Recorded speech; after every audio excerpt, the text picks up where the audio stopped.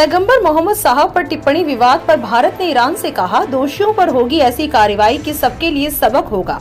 सत्ताधारी भारतीय जनता पार्टी के 2 पदाधिकारियों द्वारा पैगंबर मोहम्मद साहब पर किए गए विवादित बयान के बाद ये मामला तूल पकड़ता जा रहा है। ये मामला सामने आने के बाद बीजेपी ने 2 पदाधिकारियों को पार्टी से सस्पेंड कर दिया है। ईरानी विदेश मंत्री हुसैन अमीर अब्दुल्लाहियान ने भारत दौरे के दौरान इस मुद्दे को उठाया।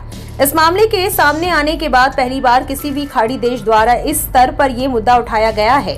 गौरतलब है कि बीजेपी की नुपुर शर्मा और नवीन जिंदल ने पैगंबर साहब को लेकर विवादित बयान दिया था।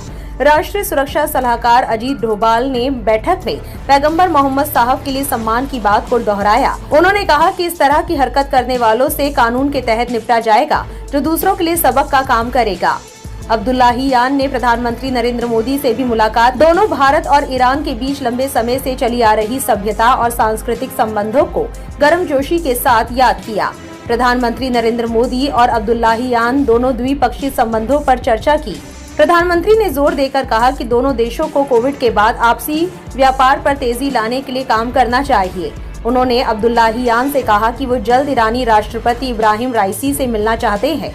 मोदी ने कहा कि मैं उनसे मुलाकात को लेकर बहुत उत्सुक हूं। प्रधानमंत्री मोदी ने ट्वीट कर कहा कि भारत और ईरान के बीच सदियों पुराने सभ्यतागत संबंधों और विकास पर उपयोगी चर्चा के लिए विदेश मंत्री हुसैन अमीर अब्दुल्लाहियान का स्वागत करते हुए खुशी हुई।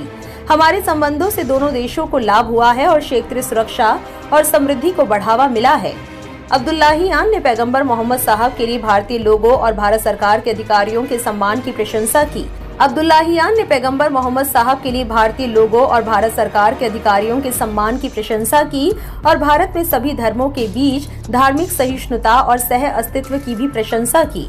अब्दुल्लाहियान ने धार्मिक संवेदनशील मुद्दों पर मुसलमानों की संवेदनशीलता पर ध्यान देने को कहा। साथ ही उन्होंने इस तरह के कृत्यों से निपटने के लिए भारत सरकार के अधिकारियों के प्रयासों पर भी अपनी तसल्ली को भी व्यक्त किया।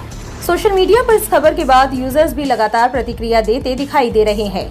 नरेश शर्मा नाम के ट्विटर यूजर ने लिखा, ईरान को भारत का आश्वासन, पैगंबर पर टिप्पणी मामले में उठाएंगे सख्त कदम।